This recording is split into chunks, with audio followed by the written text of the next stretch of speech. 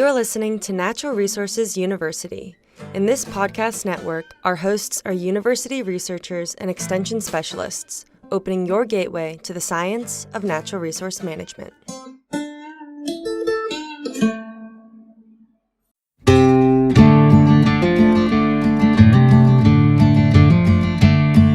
Welcome to Fire University. This is a podcast dedicated to fire ecology and management within the Natural Resource University podcast network. My name is Dr. Marcus Lashley. I'm a wildlife biologist, an assistant professor of disturbance ecology at the University of Florida, and a lifelong hunter that's passionate about wildlife conservation and management. In this podcast, I will interview scientists and professionals not only on the latest research in fire ecology, but also about their experiences in hopes that you as the listeners can learn why fire ecology is important and also how you can use it to meet your natural resource management goals. So let's get to the burning questions in Fire University.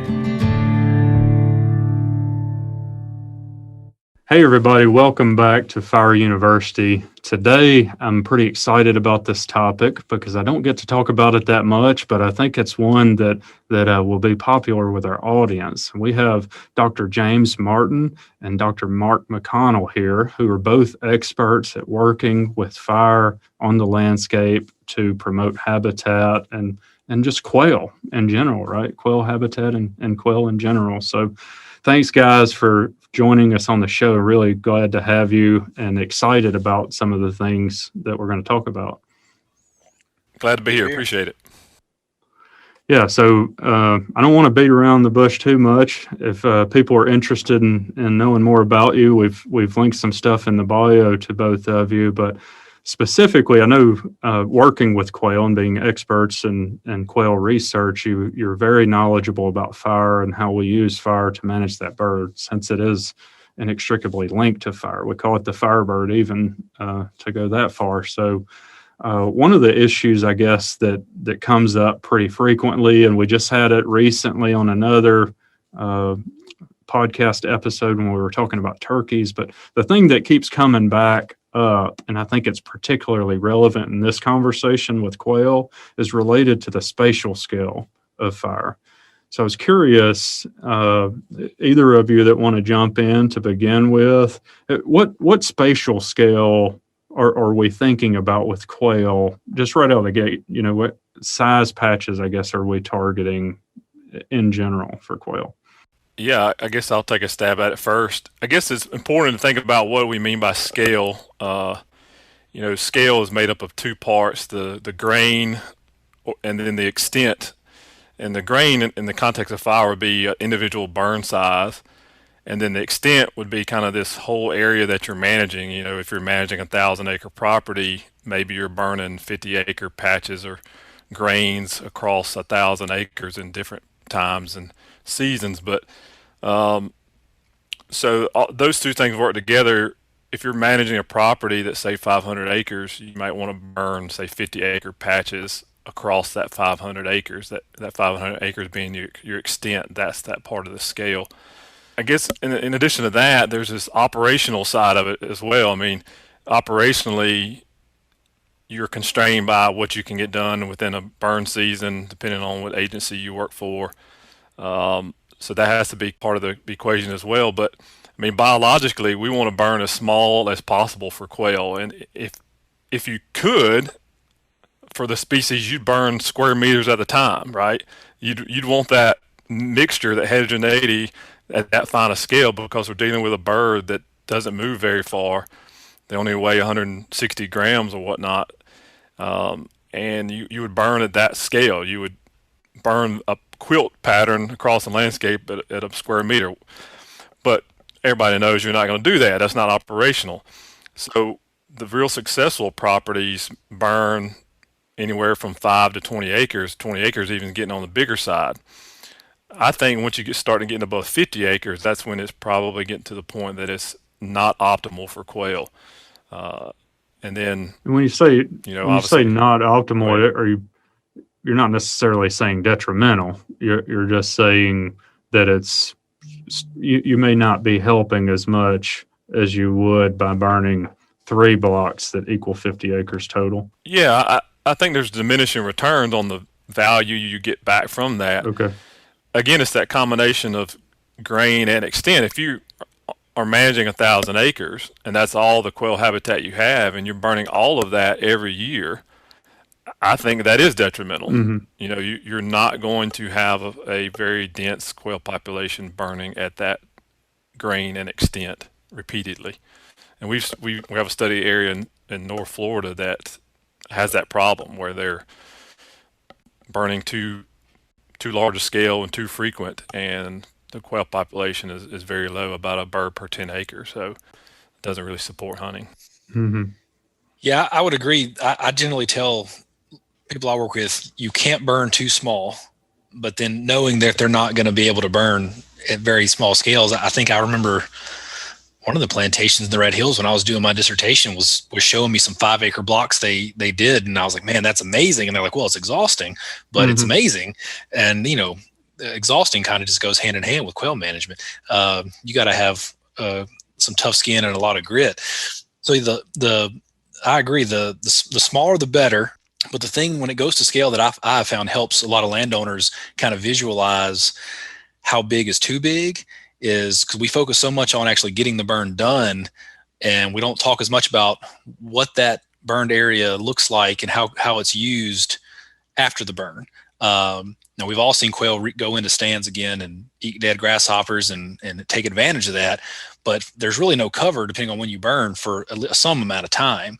And when you black out, like in James's example, if you've got 1,000 acre place you're managing and you block off, 200-300 acres at a time, the quail cannot hang out in there all day. They may go in and out and get some free food, but they've got to go into these other areas that are unburned, and you've got some concentrated bird numbers there that can have some detriments from a mortality standpoint, depending on the timing.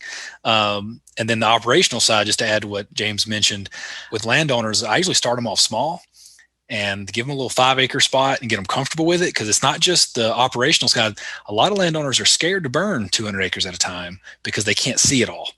And it's hard for them to visualize managing a 200-acre fire. Now, if you've burned a lot, managing a 200-acre fire is not a whole lot different than managing a 50-acre fire. But if you've never burned a lot, it's kind of hard to reconcile that disparity. But yeah, the smaller the better. The more smaller units you add, the more fire lanes you're adding, and that can be time consuming.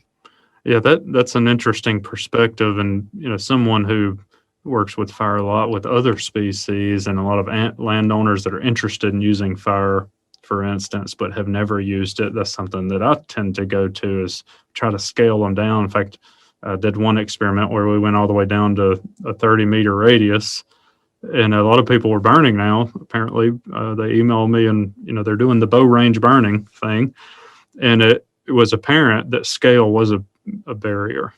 That for inexperienced landowners, that might be a way that you can start using fire safely to get yourself comfortable with it, to where you can then scale up to some reasonable scale to manage habitat. But it's interesting talking to you guys about this with quail. I mean, you essentially don't have quail in most landscapes without fire, which we can talk about.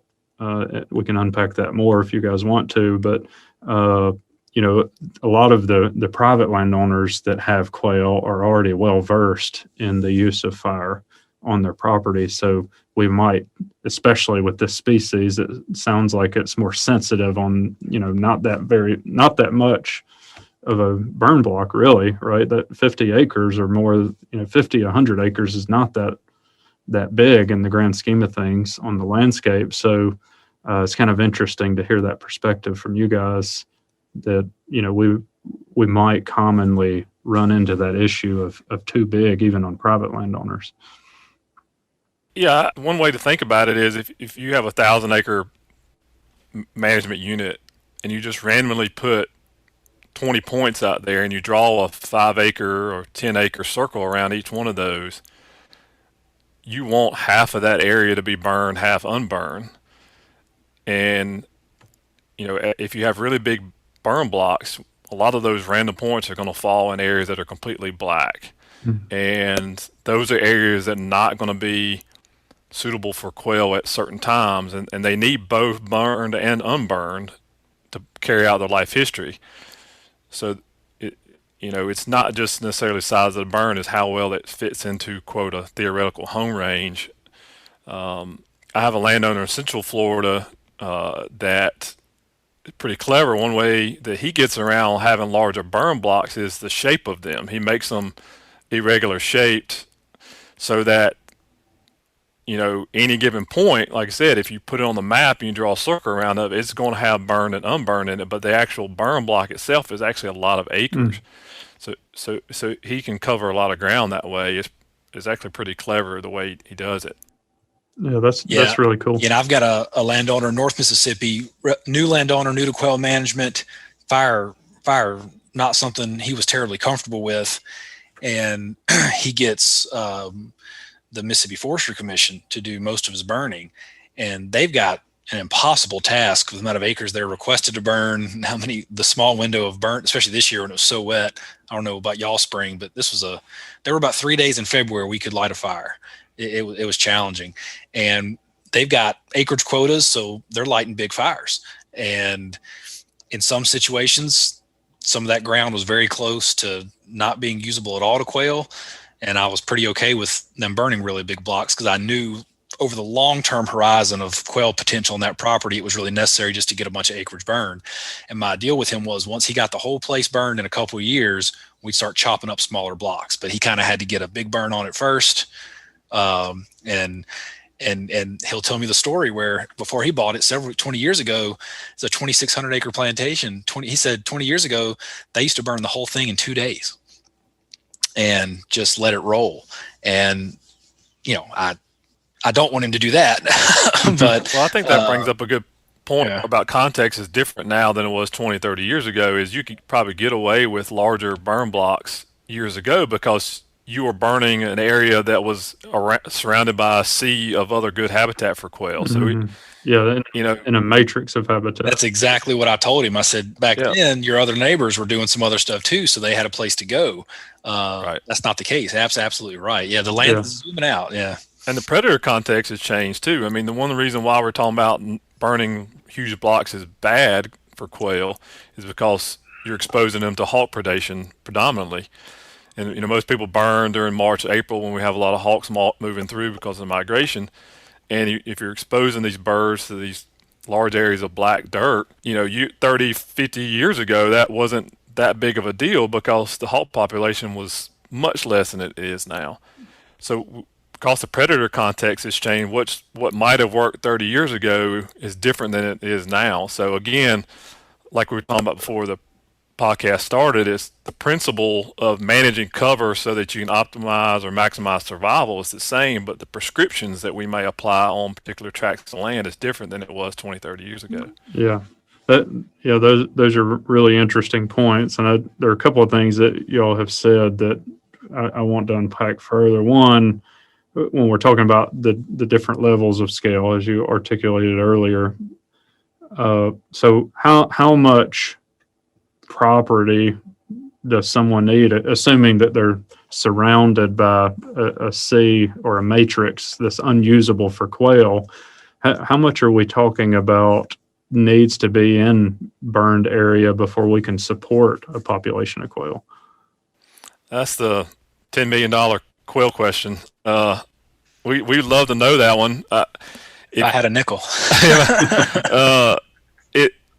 So to answer your question, the best science we have, and it's mainly from simulations, that we think you need 1,500 acres thereabouts as a minimum size. If you're just managing that island, if you're assuming out past your 1,500 acres is nothing for quail at all, we assume 1,500 acres thereabouts.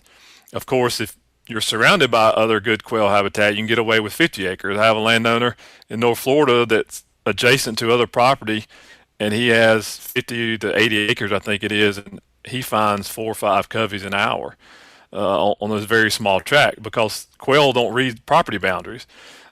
And he's basically part of a functionally 200,000 acre population. But to answer your question, we assume 1,500 acres, and then of that 1,500 acres, you want to burn about 50 to 60% of it a year, every other year, for quail. Okay. As interspersed as possible. Yeah. Yes. Yeah. So yeah, where you always have, if you drew a circle, like you said, a 50-yard circle, you want about half of it to be black and half of it not in a given year. Yeah, if you just take 5-acre circles and put them around, and like I said, you want about 5 half acre. of that burn. Yeah, about 5 acres. I mean, that's ideal. Again, operationally, it might have to increase that. Right. But it'd be really difficult to accomplish that uniformly across the landscape, and that's right. probably not what you're trying to do anyway. Right. Yeah, and Right. how your quail, like in an ag landscape, which I work a lot in, how that, for lack of a better word, quail cover is distributed really jacks up the operational complexity of trying to create the situation James just described, where you draw a bunch of 5-acre circles, because some of your quail habitat that needs to be burned is narrow, it's patchy, it's here and there. We don't have just a ton of big blocks of really good quail cover in the ag landscape. Yeah, a lot of it's field borders or some sort of farm bill practice or something like that. Manipulating some of those areas via prescribed fire it creates some challenges, but it's also, it's kind of fun to figure out how to do it. Mm-hmm. And then of course, but there's a certain threshold of complexity before a landowner just goes, I'm out.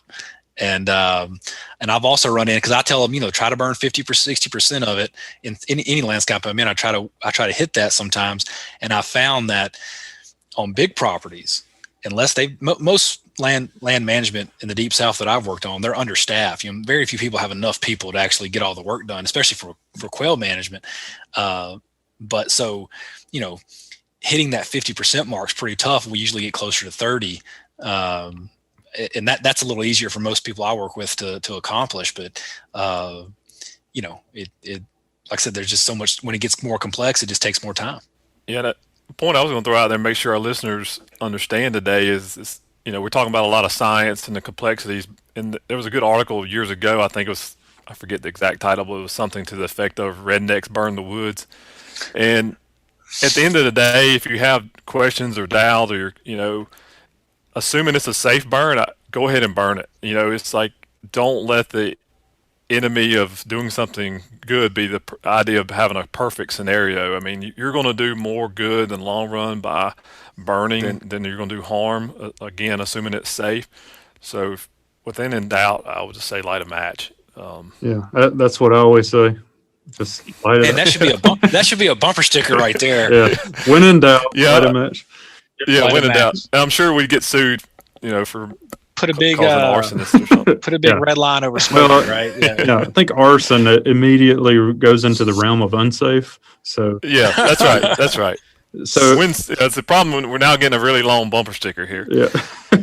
Yeah. How much do we need to write on that bumper sticker? It's going to be some small print. Yeah, that's right. All the way across the bumper. Yeah, that's right. Yeah. So that's a great point. And what you were saying, that is pretty complex, and even I've misspoke a few times trying to repeat what you were saying, and I work on fire a lot, but it is a complex thing. But what is very simple with quail is, if you don't have fire, you don't have quail. In 95% of the cases, I mean, there's cases where we've substituted other mechanical disturbances for fire. Disking or roller chopping or something like that, and you can pull that off. It's not cheap, but in most cases, fire is going to be required. So, when you were talking about having the 1,500 acres to sustain quail, were you talking about just to have quail, or to have a huntable population of quail, or just to sustain them so that basically they don't go extinct? Okay, so you're providing enough that they don't just blip out because of some random event, like the hawk got lucky and caught 5 today. Yeah, that's right. Or like we had this year, and it was snowfall on some of our sites. We lost. We were down. 14% of the birds survived the winter so far.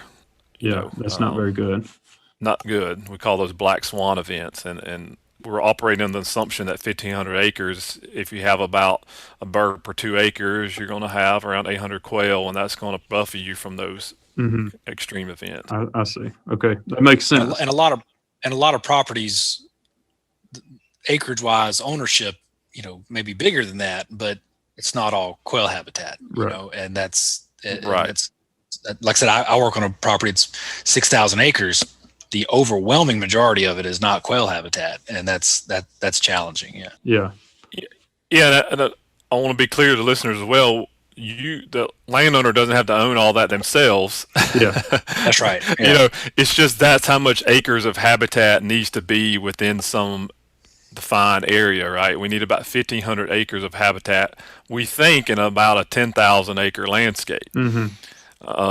So, I'm not going to own it all because I'm a university professor and can't afford 1,500 acres. But 10 landowners can own enough. 20 landowners can own enough. And if each one of them are managing 5, 10, 30 acres, then we all can have enough. And you're going to have a covey or two that's moving around the landscape, and you're going to see them every once in a while, but you're not going to see them every day because they're moving a lot.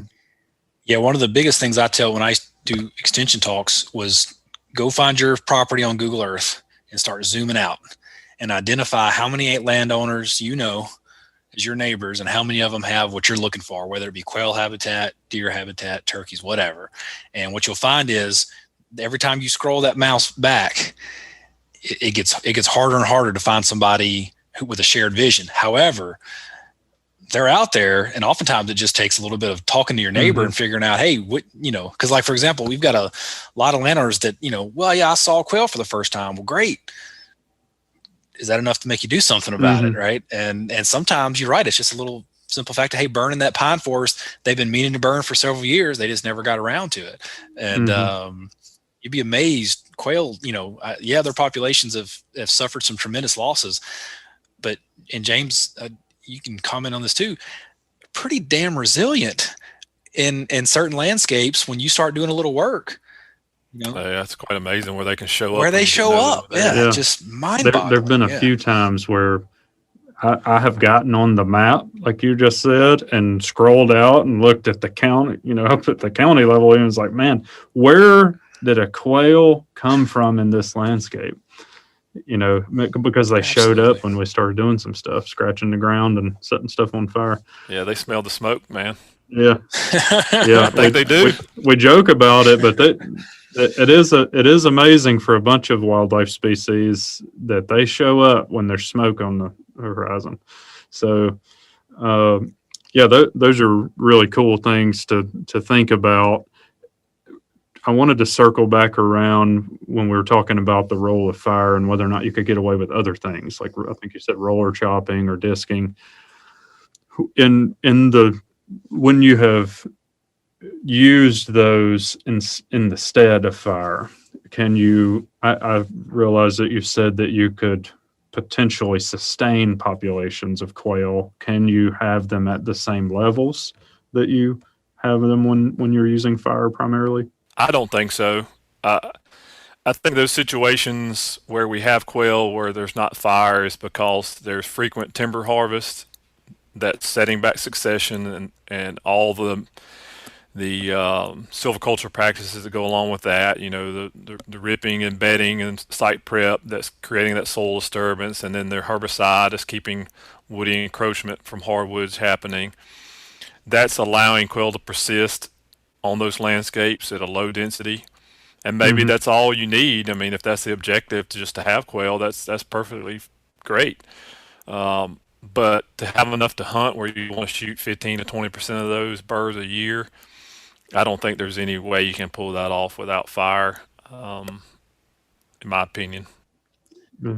No, I would agree with that. There are certain situations and where a disc is the more appropriate tool to change the plant community a certain way in a certain amount of time.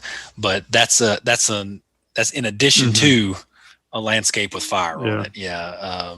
For a huntable population, I'm trying to think of an example. I don't know if there is one, James. Where I grew up in Piedmont, North Carolina, people didn't burn in the 60s.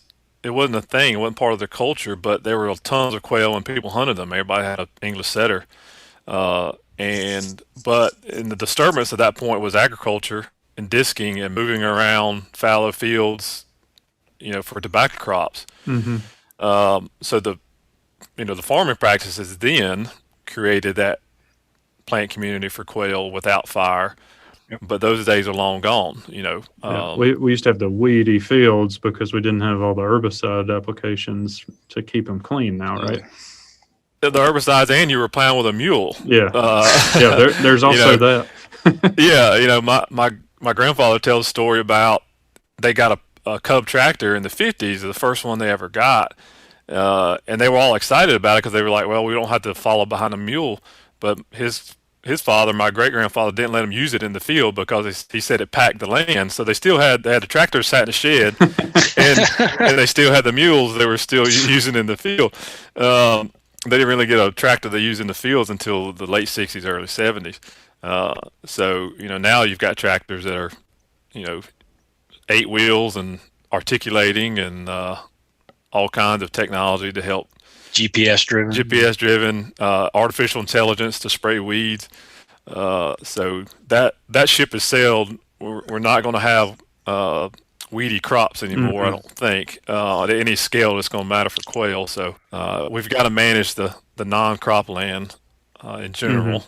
There's exceptions to that, but we've got to manage the non-crop land with fire and other tools. Yeah, the current landscape for quail dictates pretty much if you want a huntable density of quail, fire's got to be in your prescription. Yeah, cool. So we talked a lot about making sure that you have fire in the landscape, but what about, are there areas within your 1,500 acre block that, you have frequent fire happening? It sounded like on a 2-year return interval is optimal. Are there areas within that landscape still that don't get treated with fire or don't need to be from the perspective of quail? Not really.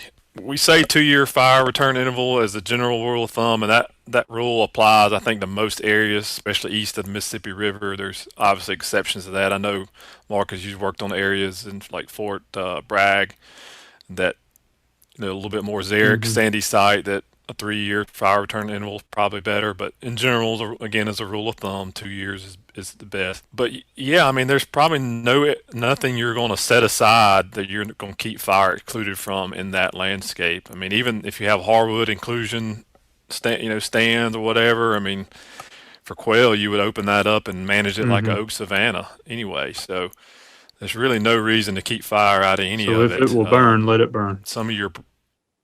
If it will burn, let it burn. Yeah. Absolutely. Cool. Another thing, when you brought up the thing with Fort Bragg, where I did a lot of my graduate research and postdoc research, I think that is a good point, that some of these things are dictated by the site and what the productivity is and how fast succession is happening, those sorts of things. But another thing that I was curious to get you all's perspective on, you're saying a 2-year return interval, but that doesn't necessarily, that's just an average, right? Does that necessarily mean you want every piece of ground burned every 2 years, or is it okay to have some ground that you're burning every year and some maybe that's a little bit longer interval? What is ideal in that situation for quail? I'll let Mark take this one. I'd say the 2 years, what I tell people to aim for, because I know some years they're not going to get to every acre because of weather or constraints, but I typically want them to burn. I want to see every piece of ground disturbed every other year, with very few exceptions. I'm trying to think, things like shrub cover, once it's established, can tolerate fire fairly well. It doesn't illuminate. On a good productive site that's getting adequate rainfall, that's not terribly sandy, because like I said, I've been on some properties where it's hard to get some stuff to grow at all. But no, I typically want them. I want every acre touched every other year. I can't think of many examples right off the top of my head where I don't.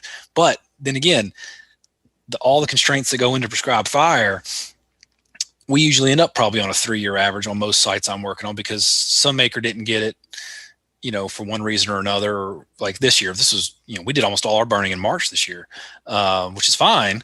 But, I usually get some done in February, some done in March, so I can get to all of it. There are some properties I didn't get to that I'm going to have to burn later. But yeah, no, I want it all touched every other year.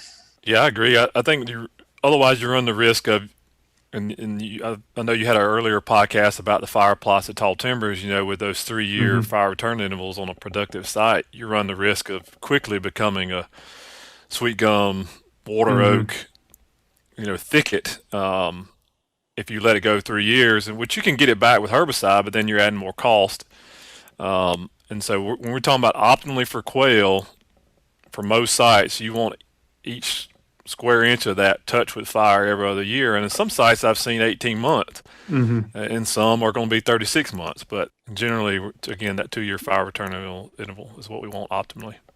And just to add on to the hardwood encroachment, yeah, some of it may, if you miss that 1 year and then I've had this happen, they missed a year because of something happened. Then the next year when it was like, all right, this is the 3rd year, we got to get this burned. Somebody quit and then a tractor broke down and we were short on manpower. Well, now we're at 4 years and I've got a property, the same property I mentioned earlier, North Mississippi. It was for sale for several years. I think on the market for 4 years and didn't get touched. It got bought. The landowner wasn't terribly comfortable with fire. Went 5 years. It wasn't until the 6th year, it got a burn on it. And it is now a chemical operation to restore that landscape. It's very, very, very hard, certain oak species and wet sites, to get a good fire to knock them back. It's not impossible, but once they get over my head, I'm usually looking for a chemical rate. Yeah. Interesting. So, sort of related to all these things, we've mentioned several times that basically as much fire on the ground as you can get, and I've heard you say that February March time frame. What about other times of the year? Is there reasons or concerns with burning later into the spring or into nesting, even during the summer or in the fall? Yeah, I want to just go back for a second. You mentioned February and March. Really, from my perspective, most areas I want to burn March, April. I want to avoid February because that's, again, when we have a lot of our hawks coming through in the early part of March. And if you burn, say, early February, that's probably, depending on where you're at, 4, 6, maybe 8 weeks before you start getting really a lot of green up back. So those birds are having that lack of cover for that amount of time. Whereas if you're burning late March, it's going to green up really fast. So, to give a broad prescription, I'm looking to burn March, April, even in the early May. And then to address your question about burning other times of year, I think you can burn even later in the May, early June, depending on, again, the context and what you're trying to accomplish with the vegetation. People are concerned about burning up nests, but if you burn before May 15th, for example, you're only burning up potentially about 10% of your nests. And if you're a quail population on the brink of extinction locally, then that's something you might want to avoid. But most quail populations are robust enough to withstand a 10% nest loss because they're going to re-nest. Very prolific nesters, so that 10% nest loss is not something I'm not concerned about, especially if you have a hardwood issue that you're trying to control with that growing season fire. And then even if you wait all the way up into June 1st, you're burning less than 25% of the nests that are incubated at that point. So again, if you need to clean up some hardwoods and you're doing it on a small scale on that 1,500 acre theoretical property we're talking about, you're not going to burn up that many nests in a 20 acre block in that given year, and the long-term gains from that are probably going to outweigh that. You're going to make up for that later in the nesting season. You're going to make up for it next year because and for a critter that renests quite readily, well, not too much of an issue. They're going to renest most likely, and like James said, that it's the long-term benefits of that. What that acre is going to look like. So it sounds like to me, what you're saying is burning a nest. So we are obviously not out trying to burn up nests, but if you do happen to burn up some nests, that doesn't necessarily translate into decreased recruitment of quail, right?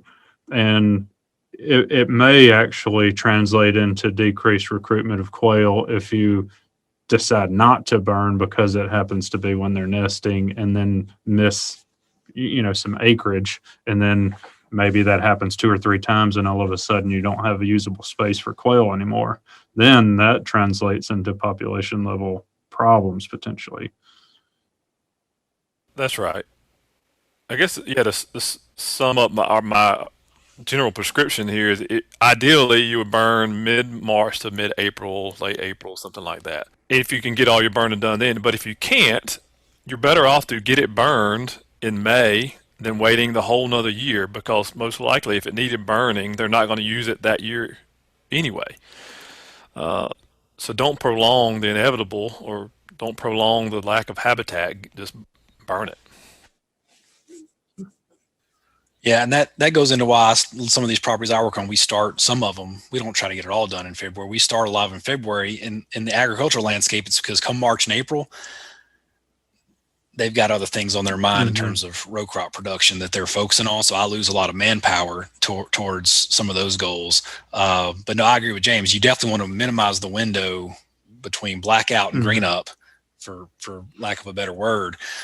But if you look at, and Marcus, I think you're the general expert on this, is it something about later in the season, if like you have hardwood encroachment, like to James's point, if you want to burn in May, I'll use the property in North Mississippi as an example. Went 6 years without burning, a great deal of really tall, oaks coming up. And my recommendation was we need a later burn to try to, put some stress on some of these hardwoods. And the landowner was like, I don't want to burn up nests. Told him the stats James just said, same thing.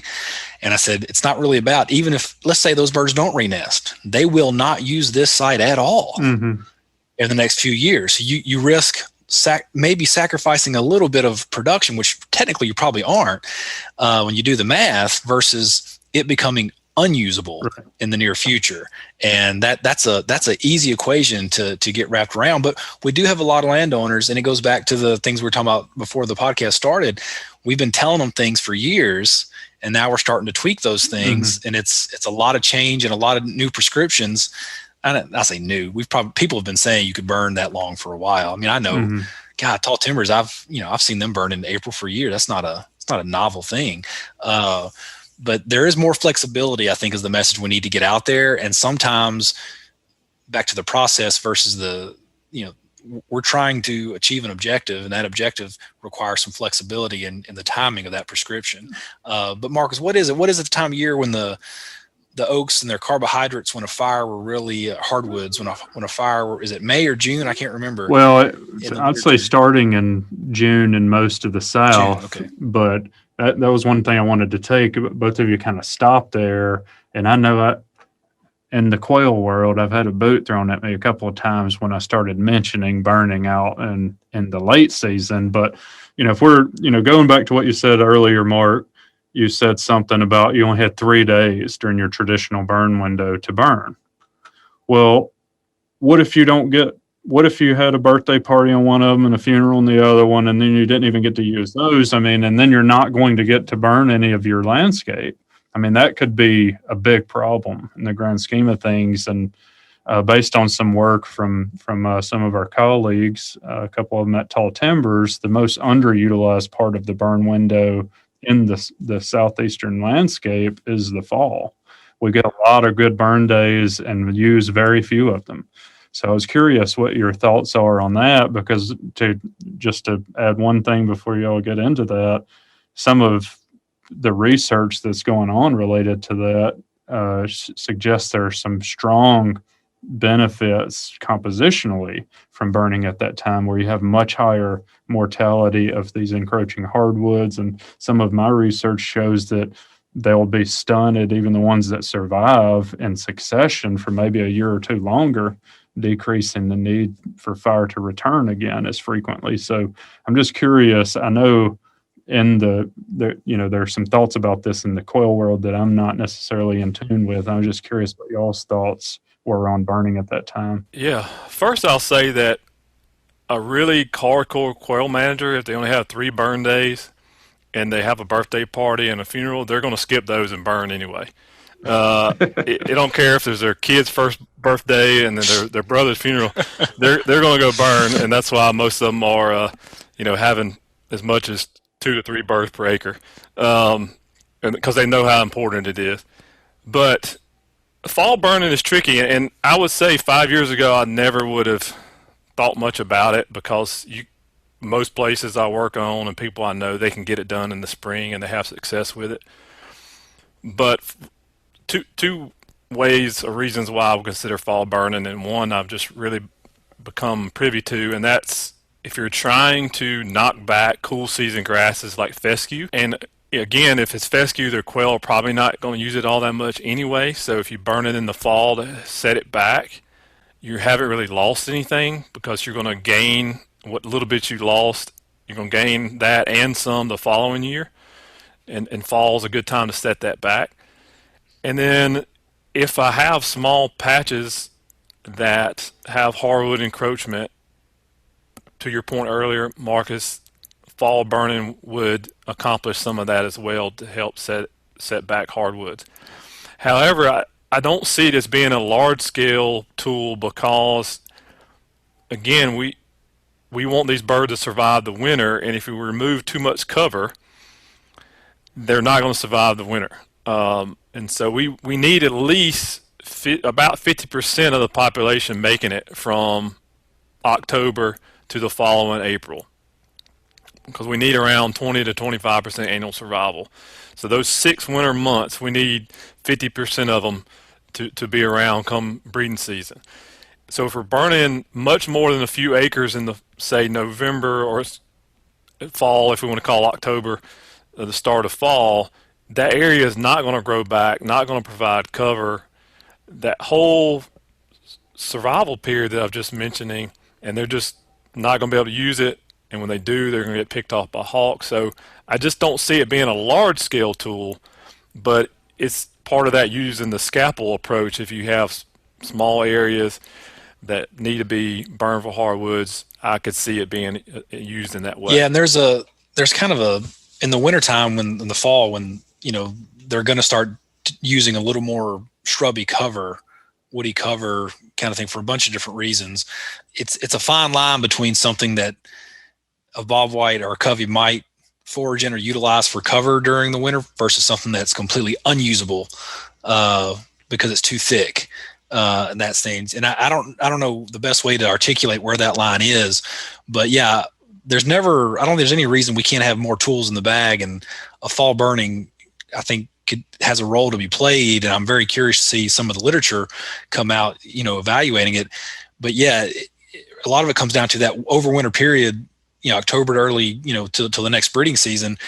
That's where we get a lot of mortality, winter bottlenecks, and, reducing cover because it'll just be black all winter does create some challenges. But then again, it's going to be scale dependent. But unlike the nesting or brood rearing where the hardwood's encroaching, some of these more woody areas, I've got a covey right now in West Point that still hadn't broken up, and they are still spending part of the day in some of that woodier stuff and then breaking out. And I wish they'd get out, because they need to move out of there.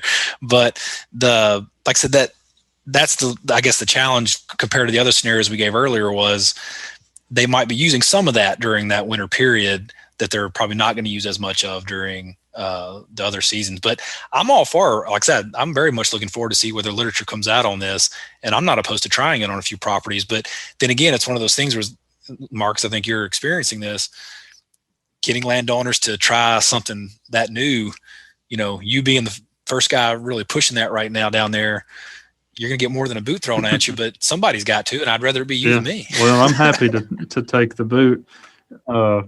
It's just an interesting thing. When I look at the landscape, we're talking about a bird that you've just said, you want every inch to be touched by fire, every other year. And then I look at the landscape and how much of the landscape that actually is happening in, and it's not that much of it.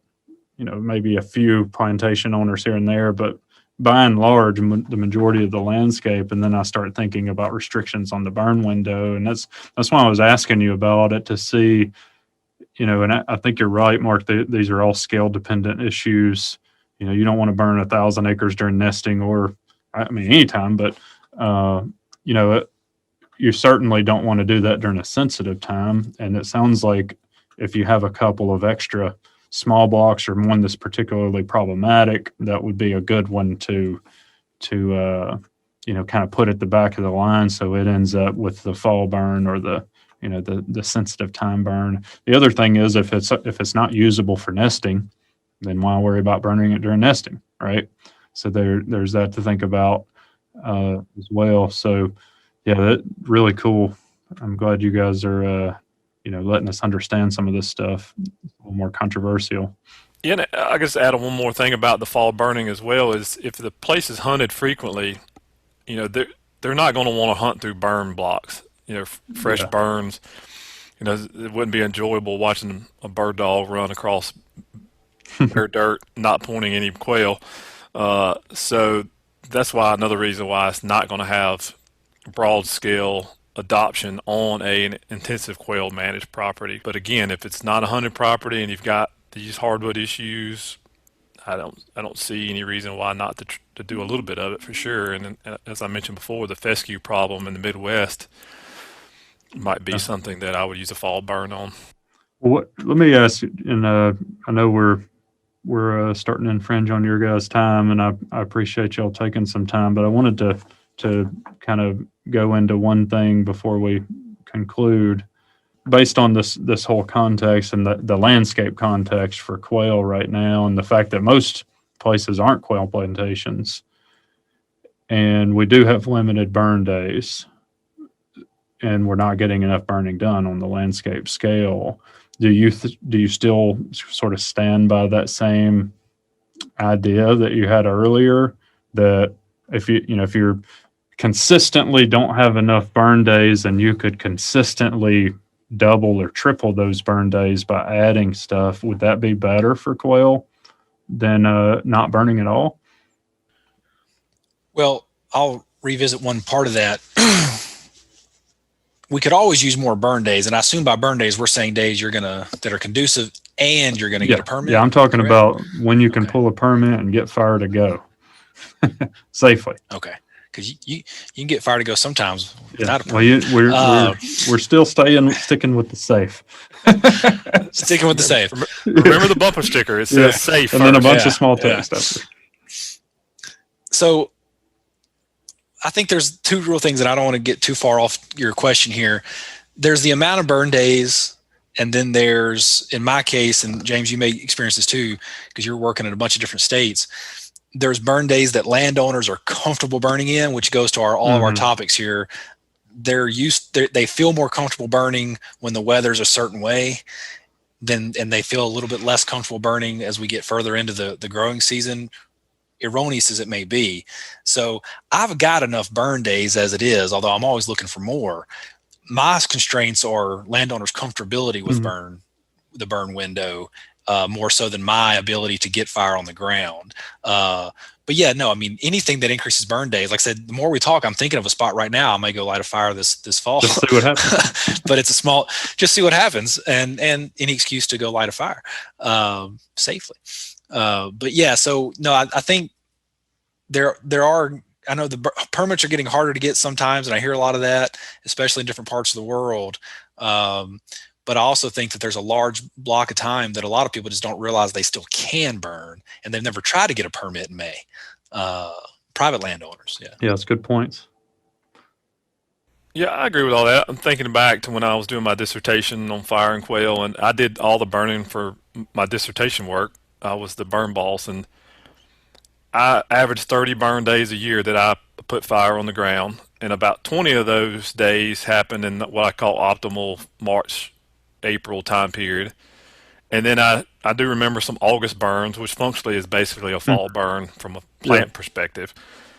And those are burning areas that were, I was in Central Florida, that were overgrown with palmetto.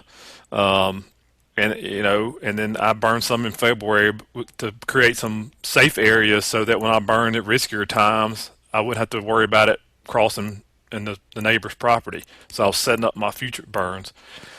So, yeah, I mean, don't want to be so rigid in that, okay, if you don't get it burned by April 15th, I'm going to wait the next year. No, burn it May 1st, burn it May 10th. And if you don't get it done then and it still looks bad and you don't think quail are going to use it over the winter time, burn it October 1st or September 15th or whatever. Just don't do so much of it that time of year. You're not targeting then, but it's better to go on and get it, especially if it's not usable already.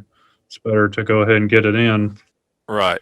But if you're specifically burning for quail, and this is what sets most of the quail plantation managers apart, is I wasn't really joking earlier about missing your kid's birthday.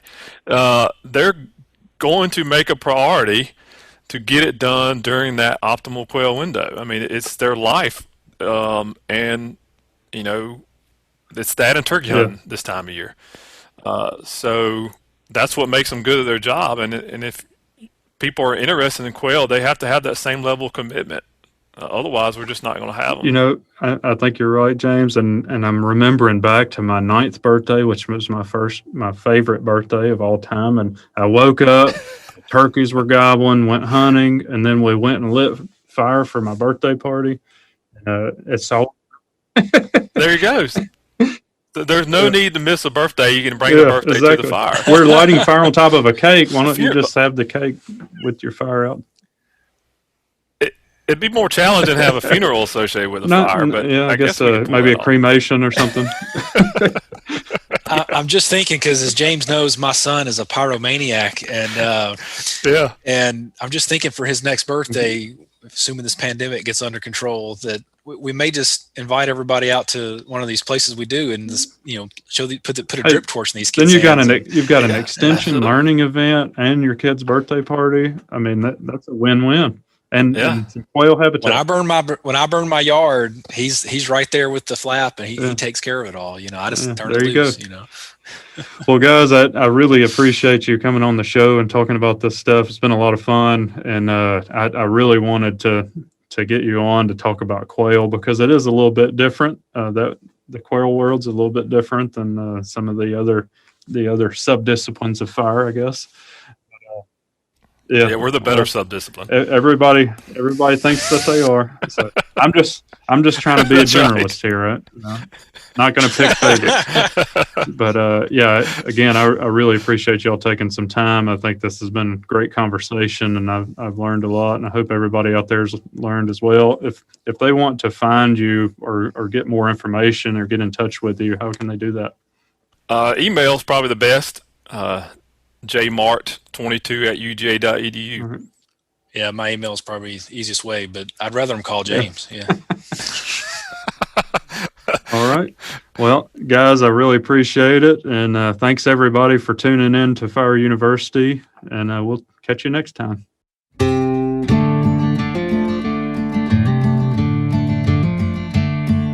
Fire University is part of the Natural Resource University podcast network funded by the Renewable Resources Extension Act. If you like what you heard today in this episode, please follow us on all the social media platforms at UF Deer Lab.